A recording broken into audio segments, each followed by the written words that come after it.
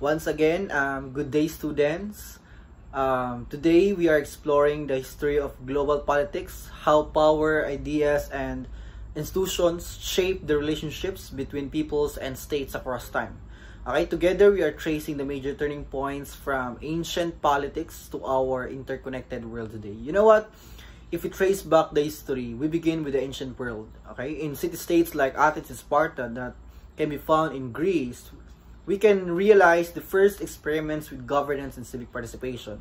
Empires such as Rome, Persia, and the Han Dynasty show us how centralized administration, law, and diplomacy bind diverse peoples across vast territories.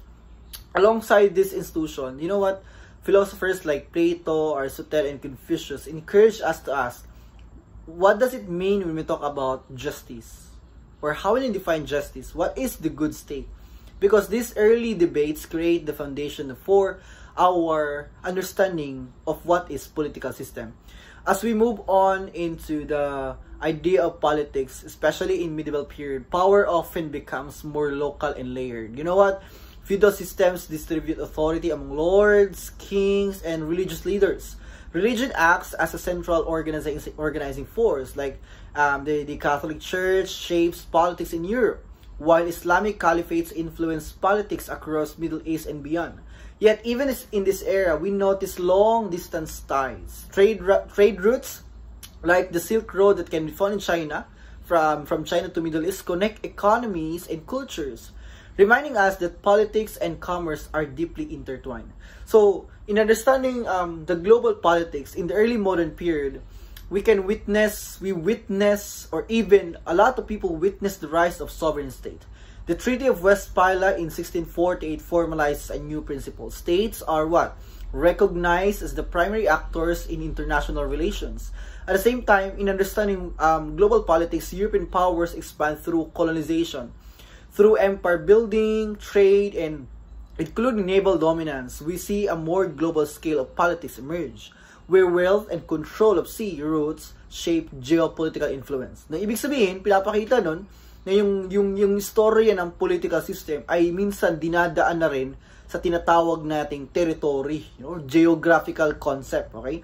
You know what? In history, it talks about even in industrial revolution. It transforms our economies and militaries because rapid technological change, like in railways, steamships, and factories, alters the balance of power because imperial competition intensifies as European states carve up regions of Africa and Asia. New political ideologies like liberalism, nationalism, socialism, and conservatism. It taught us and gave us different blueprints now for organizing a certain type of society. And these ideas fuel reform and revolution. So in modern era now, especially the 20th century, forces us to confront the destructive potential of modern politics. Okay? Two world wars redraw borders and shift the center of power. In response, international institutions arise. So, sa ating discussion, pag-uusapan natin yung context ng League of Nations and even United Nations. So, with this context, decolonization unfolds across Africa, including Asia and Caribbean, as newly independent states enter the international system and challenge earlier Eurocentric orders. So, the Cold War frames global politics as an ideological and strategic rivalry between the United States and the Soviet Union. Okay? Pag sinabing Soviet Union, ito yung area or ito yung idea, ito yung group of people na nabuo sa Russia noon. Before siya tinawag na Russia, nagsimula po siya sa Soviet Union. Mataas ang history, nagkaroon ng conflict, war against this group of peoples. That's why napakahirap noon sa Russia na maging country as one, producing proxy conflicts and arms race that affect nearly every region of the world. So since the end of Cold War, unprecedented levels of interconnected emerge. So in terms of trading, migration, information technology, and cultural exchange, bring societies closer together.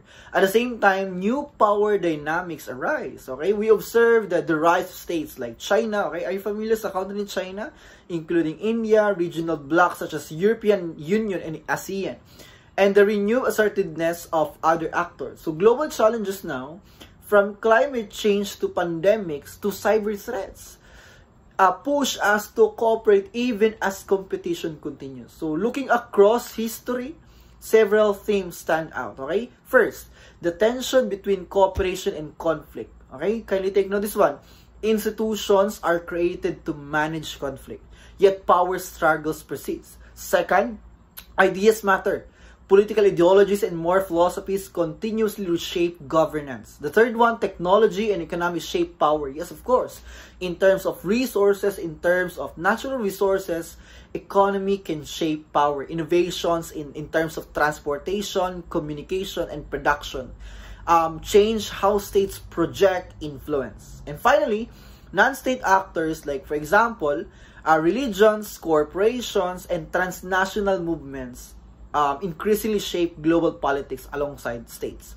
So in understanding global politics, we study this history because it shapes the present time. Okay, by understanding how institutions form, how empires rise and fall, and how ideas spread, we gain a clear grasp of current events and its choices before us. So whether we focus on global inequality, climate action, or peace building, this history shows us the roots of today's challenges. So in history, in understanding global politics, it is a layered story of human organization, from local communities to global systems. We inherit both the achievements and the problems of this past. So that's why as we move forward, we need to navigate by understanding cooperation, manage competition, and create institutions that reflect our shared needs. So let's try to consider this another slide. The first attribute is the existence of countries or states. Can you see it in your reference right now in the lesson 3 of our book, that are independent and govern themselves? Okay, can you take note? A state is a political and legal organization with authority over a specific territory and population. Okay, take note of that. The foundation of this authority is called what? Sovereignty. Okay, which means having full control to make decisions without interference from outside powers. So each state now manages its own territory, okay, people, and government. Okay, are we clear? Do you understand? And this independence now allows countries to create their own laws, policies, and development paths because meron silang sovereignty. Ito yung anong tawag doon? Full control to make decisions without interference from outside powers. Okay, kindly take note of that, no? Importante yan na mara-remember mo. Second, the attribute is the way these countries interact with one another. Through what? Diplomacy. So, baka mag-wonder ka ano ang konsepto ng diplomacy. Ang diplomacy, it is the practice of communication and negotiation between states. So, through it, leaders and representatives hold talks, make agreements, and build alliances. So, diplomacy helps prevent conflict, resolve disputes, and even promote cooperation across borders.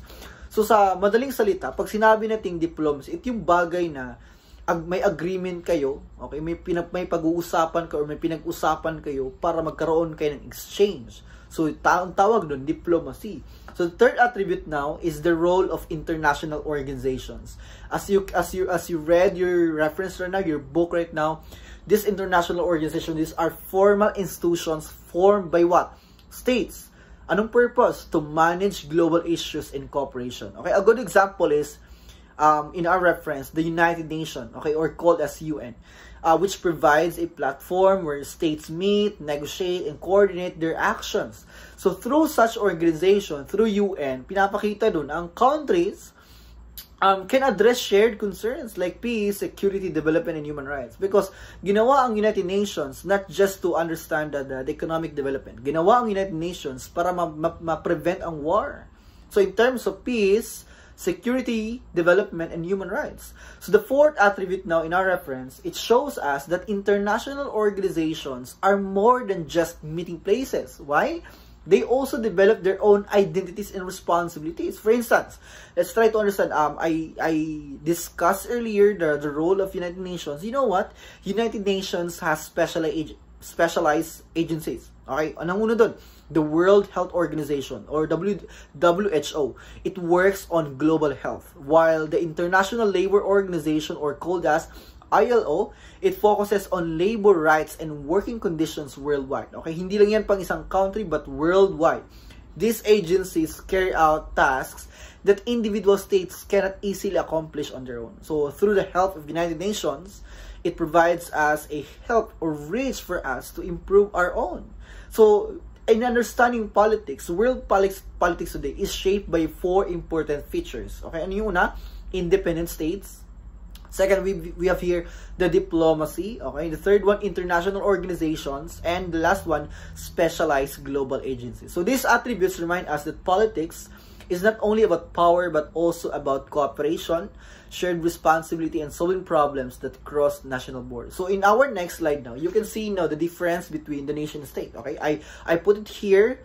I put it in my own presentation because the nation and state is different. Okay, and these are not interchangeable. So ang state, pag sinabing state, it is a political and legal organization with authority over defined territory and population, guided by a government. As you can see right now in our presentation, that's the idea of state. Okay, ano yun? Political and legal organization. Anong concern?